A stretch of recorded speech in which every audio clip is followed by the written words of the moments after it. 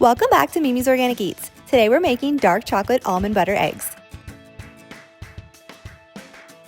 Start by adding 113 grams of almond butter, 85 grams of unsweetened fine shredded coconut, 71 grams of sifted powdered sugar, 57 grams of coconut flour, 1 tablespoon of coconut milk, 57 grams of softened butter, and 1 teaspoon of vanilla extract to a stand mixer.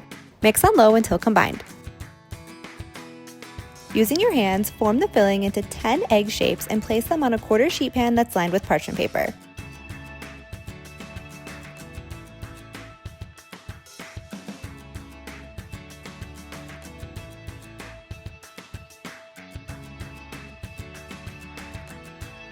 Place the sheet pan in the freezer to harden while you melt the chocolate.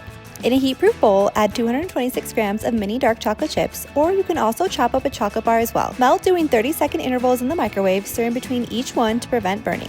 Or you can also melt using a double boiler too. Remove the eggs from the freezer and drop each one into the melted chocolate.